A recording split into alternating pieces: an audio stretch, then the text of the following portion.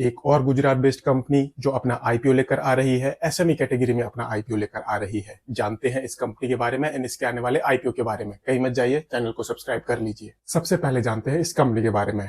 Technoplast industries limited, ये company एक Gujarat based company है। 2012 से इस बिजनेस में है एंड ये कंपनी प्लास्टिक के रिजिड पैकिंग प्रोडक्ट्स बनाती है। अब ये रिजिड पैकिंग प्रोडक्ट्स क्या होते हैं तो मैं आपको बता दूं, वो पैकिंग प्रोडक्ट्स जो नॉर्मली हार्ड होते हैं उनको हम बोलते हैं रिजिड पैकिंग प्रोडक्ट्स, एंड वो पैकिंग प्रोडक्ट्स जो नॉर्मली सॉफ्ट होते हैं जैसे कि चिप्स का पैक हो गया, दाल का पैक हो गया, मिल्क का पैक हो गया, इसको हम बोलते हैं सॉफ्ट प्लास्टिक प्रोडक्ट। ये कंपनी रिजिड पैकिंग प्रोडक्ट्स बनाती है एंड जो इस कंपनी के प्रोडक्ट्स हैं वो राउंड शेप में होते हैं, स्क्वायर शेप में होते हैं, ट्विस्टर शेप में होते हैं एंड बॉटल्स भी होते हैं। एंड ऐसे ही जो इस कंपनी के प्रोडक्ट्स हैं वो डिफरेंट इंडस्ट्रीज की कंपनियां as a packing material use करती हैं।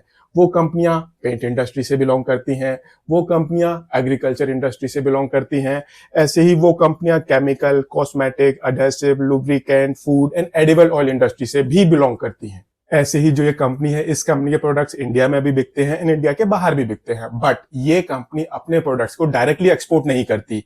पहले ये कंपनी अपने प्रोडक्ट्स को मैन्युफैक्चर करके किसी थर्ड कंपनी को बेचती है एंड वो कंपनी इस कंपनी के प्रोडक्ट्स को एक्सपोर्ट करती है। तो डायरेक्टली इस कंपनी की एक्सपोर्ट सेल तो नहीं हुई ना। एंड इसके अलावा जो इस कंपनी के प्रोडक्ट्स हैं वो इंडिया के 8 डिफरेंट स्टेट्स में बेचे जाते हैं, but Gujarat and Haryana in 2 state से इस कंपनी की मैक्सिमम रेवेन्यू आती है। गुजरात से इस कंपनी के टोटल रेवेन्यू का मोर देन 49% आता है एंड हरियाणा से इस कंपनी की अप्रोक्सीमेटली 33% रेवेन्यू आती है। एंड जो ये इस कंपनी के प्रोडक्ट्स हैं उनको ये कंपनी खुद ही डिजाइन करती है, खुद ही डेवलप करती है एंड उसके बाद लार्ज स्केल पर मैन्युफैक्चरिंग करनी शुरू कर देती है। एंड अगर हम इस कंपनी के सारे प्रोडक्ट्स का मैक्सिमम यूज देखें, दैट इस कंपनी के जो सबसे ज्यादा प्रोडक्ट्स हैं वो कहाँ यूज होते हैं, तो इस कंपनी के सबसे ज्यादा प्रोडक्ट्स यूज होते हैं काजू की पैकिंग में, उस इंडस्ट्री में। अब इस कंपनी को फर्दर ग्रो करना है, जिसके लिए इस कंपनी को कुछ कैपिटल इन्वेस्टमेंट करनी है एंड जिसके लिए ये कंपनी अपना आईपीओ लेकर आ रही है।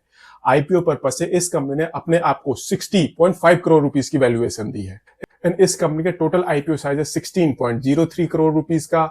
121 रुपीस का इस कंपनी का एक शेयर है, 1000 शेयर्स का लॉट साइज है। इस हिसाब से जो आपकी इस कंपनी में मिनिमम इन्वेस्टमेंट होगी वो होगी 1,21,000 रुपीस की। 21 अगस्त को ये आईपीओ ओपन होगा, 23 अगस्त को आईपीओ क्लोज हो जाएगा एंड 28 अगस्त को इस कंपनी की लिस्टिंग होगी। सो अभी तक हमने इस कंपनी के बारे में जान लिया, कंपनी का आईपीओ स्ट्रक्चर भी देख लिया। अब देखते हैं दैट जो ये इस कंपनी के फाइनेंशियल्स हैं वो इस कंपनी के बारे में क्या बताते हैं। तो इसके लिए हम सबसे पहले इस कंपनी का एसेट बेस देखते हैं। मार्च 2021 में इस कंपनी का टोटल एसेट थे 3.57 करोड़ रुपीस के। अगले साल वो 3 गुना बढ़ गए हैं, 9.78 करोड़ रुपीस पर पहुंच गए हैं एंड फेब 2024 तक इस कंपनी के टोटल एसेट्स ये 15 करोड़ रुपए को क्रॉस कर गए हैं। ऐसे ही अगर हम इस कंपनी की रेवेन्यू देखें तो मार्च 2022 में इस कंपनी की रेवेन्यू थी 5.68 करोड़ रुपीस की।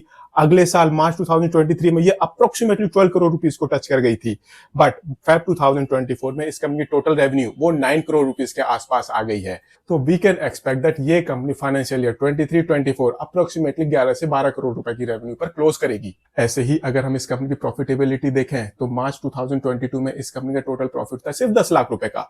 अगले साल ये बढ़कर 50 लाख को क्रॉस कर गया था एंड फेब 2024 तक इस कंपनी ने 1 करोड़ 35 लाख रुपीस का प्रॉफिट ऑलरेडी कमा लिया है। एंड अगर हम बात करें ऑपरेटिंग कैश रियलाइजेशन की तो इस कंपनी ने अपने ऑपरेशन से मार्च 2022 में कैश जनरेट किया था 73 लाख रुपीस का। अगले साल ये 63 लाख रुपीस पर आ गया है, बट इस साल टिल फेब 2024 इस कंपनी ने अपने ऑपरेशन से 2.7 सीआर का कैश जनरेट किया है। ये काफी अच्छी ग्रोथ है। ऐसे ही इस कंपनी की बुक्स में अप्रोक्सीमेटली 4.57 सीआर की बोरोइंग है। ये इस कंपनी की प्रॉफिटेबिलिटी के हिसाब से, इस कंपनी की ऑपरेटिंग कैश रियलाइजेशन के हिसाब से एक कंट्रोलेबल पोजीशन में है। कंसर्निंग पिक्चर ये प्रेजेंट नहीं करती, ये बहुत अच्छी बात है। एंड ऐसे ही अगर हम इस कंपनी के मार्जिन्स देखें तो ये कंपनी अप्रोक्सीमेटली 16.42% के एबिटा मार्जिन्स पर ऑपरेट कर रही है। ये कंपनी 13.47% के पैट मार्जिन्स पर ऑपरेट कर रही है।